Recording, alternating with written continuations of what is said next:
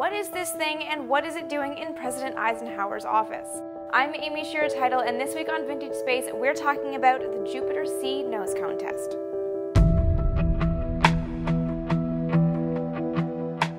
In the early 1950s, the U.S. Army started working on what became the Redstone missile. It was conceived as a missile that could deliver a payload, like a warhead, to a target some 1,000 miles away. It was something that the Army Ballistic Missile Association, the group led by Wernher von Braun, knew was technically feasible, but also came with a number of design challenges.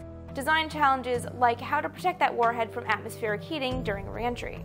Members of the ABMA knew from World War II-era German testing that a payload would burn up in the atmosphere after falling from an altitude of about 107 miles. This wouldn't do for Redstone because the payload would be falling from a peak altitude of closer to 250 miles. There was also the fact that the Redstone would be traveling at very high speeds on its way to the target, compounding the heating problem. The ABMA tested a handful of shapes, materials, and methods for protecting a warhead from atmospheric re-entry, and what they found was a heat shield made of phenolic resin, fiberglass, and asbestos was the best option. It would burn away during atmospheric entry, sparing the payload.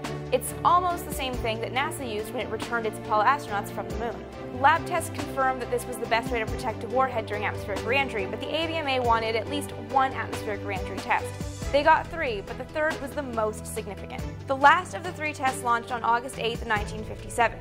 A 1/3 scale nose cone was launched atop a Jupiter C rocket.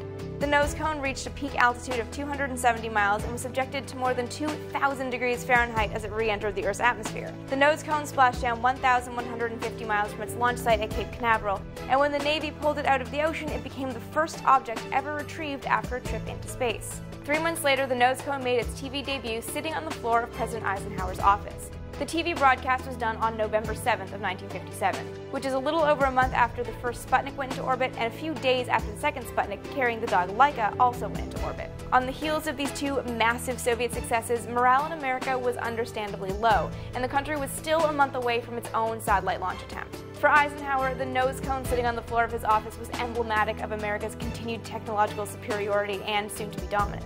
Pointing to an object that had gone into space and had been subsequently recovered, the president said, was clear proof that America's technological might is not static but is constantly moving forward with technological improvement.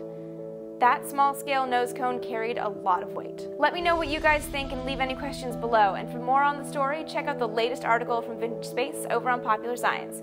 You can grab me on Twitter as AST Vintage Space, and for weekly Vintage Space video updates, don't forget to subscribe.